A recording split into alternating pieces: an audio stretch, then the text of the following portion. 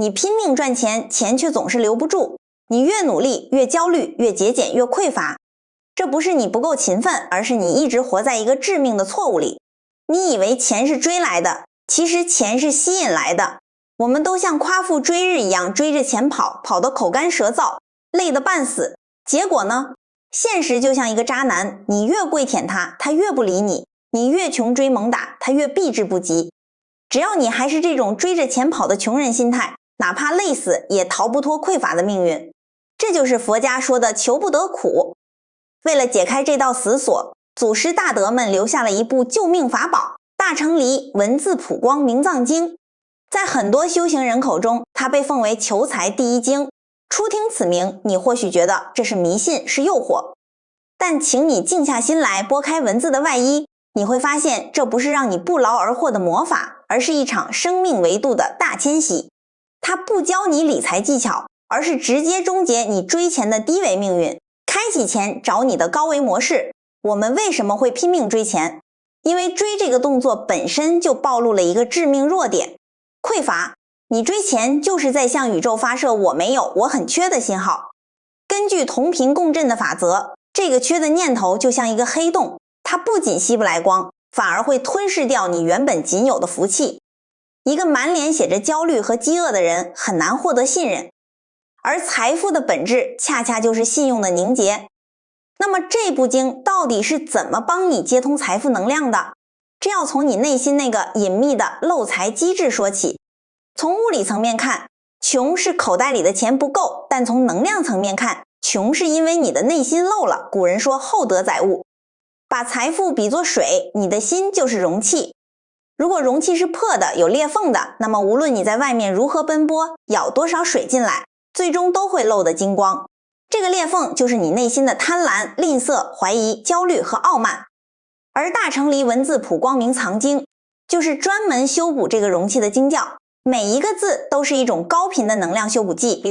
大乘意味着心量的广阔，离文字意味着不被表象迷惑，直指人心，普光明藏，则点出了我们每个生命本自具足的无尽宝藏。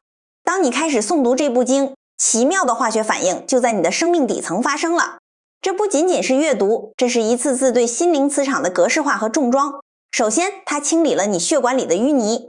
我们在红尘中打滚太久，沾染了太多的业力习气，斤斤计较，患得患失，这些负面习气就像血管里的斑块，堵住了财富能量的流动。很多人明明很努力，能力也很强，但就是存不住钱，或者总是遇到破财的事儿，原因就在这里。古德曾说，此经能消90亿，劫生死重罪。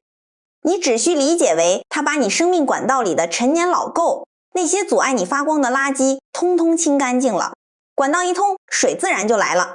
其次，他帮你完成了从索取到感召的彻底反转。以前你是个猎人，手里拿着枪，看见猎物就想打，财富感知到杀气，自然四散奔逃。现在你变成了一个花园，不再满世界去抓蝴蝶，而是专心种好自己的花，修整好自己的草，让自己散发出芬芳。当你沉浸在经文的韵律中，那种本自具足的富足感会逐渐渗透进你的潜意识，不是头脑层面的相信，而是细胞层面的相信。我本具足，当你真的觉得自己有的时候，你才给得出。而当你开始给出的那一刻，不管是给出一个微笑，一份善意，还是一份布施，你就启动了宇宙的回流机制。坚持读这部经之后，你的生活会发生3种深刻的变化。第一种变化是你的相变了。俗话说，有钱没钱看脸辨知，这不是看五官精不精致，而是看气色和神态。以前那个追钱的你，眉头紧锁，眼神游离又急切，浑身散发着一种紧绷的寒气，让人不愿意靠近，财神见了都要绕道走。读经久了，经文的光会慢慢透出来，你的眉头舒展了，眼神变得清澈而定静，嘴角开始自然上扬，你的脸上会有一种从容，那是一种家里有粮，心中不慌的淡定。你会发现身边的人开始愿意亲近你，信任你。在商业社会里，这份莫名的眼缘和信任就是成交的第一把钥匙。第二种变化是你处理事情的维度变了。以前遇到问题，遇到利益冲突，你的第一反应是争，是抢，是怕吃亏，这是低维的生存逻辑，是动物性的本能。但在经文的熏陶下，你开始懂得退步原来是向前的禅机，你不再锱铢必较，不再为了踩别人而费尽心机。你开始思考，我能为别人提供什么价值，我如何利益到更多的人。当你从我想赚钱变成我想值钱，变成我想帮人，你就契合了天道，天道酬勤，更酬善。你会惊讶地发现，当你不再盯着钱看，而是盯着事儿做，把事儿做到极致，把心用到极致，钱就像影子一样，甩都甩不掉。那些曾经对你紧闭的大门突然就打开了，那些想都不敢想的贵人突然就出现在你生命里。这不是巧合，这是你生命磁场改变后的必然感召。第三种变化，也是最触动人心的一点，是你和金钱的关系和解了。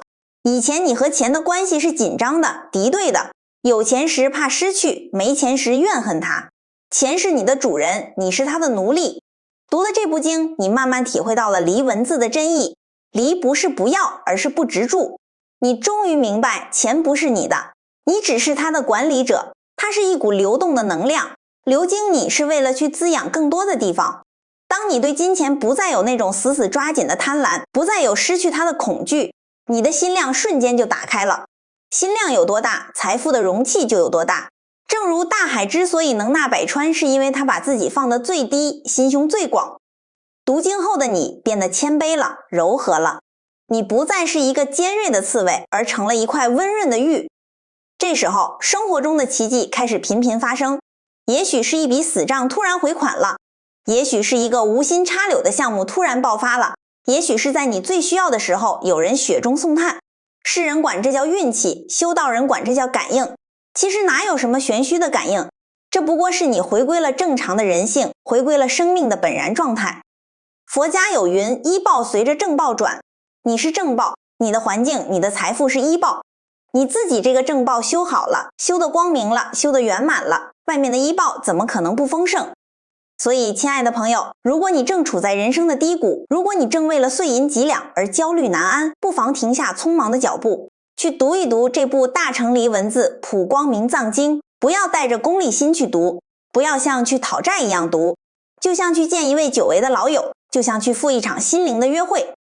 在每一个清晨或深夜，点一盏灯，燃一炷香，安顿好身心，一字一句地读下去，让那些古老而智慧的音节像溪水一样流过你的心田，洗去厚厚的尘埃。慢慢的，你会发现，你不再是那个在红尘中跌跌撞撞的乞讨者，你开始看见自己内心深处那个光芒万丈的宝藏。你会明白，原来真正的求财不是向外抓取，而是向内觉醒。原来你一直苦苦追寻的财富，其实一直都在等你，它在等你静下来，等你把心打开。当那一天来临，当你终于与那个本来富足的自己重逢，你会看着窗外的云卷云舒，会心一笑，那是本来无一物，何处惹尘埃的洒脱，那是行到水穷处，坐看云起时的从容。而那滚滚而来的财富，不过是你生命花园盛开之后翩然而至的蝴蝶。愿你在字里行间找回那个本自具足的自己。愿这盏智慧的灯不仅照亮你的财路，更照亮你回家的归途。如果你也被这段话触动，请订阅我，让我们一起向内觉醒。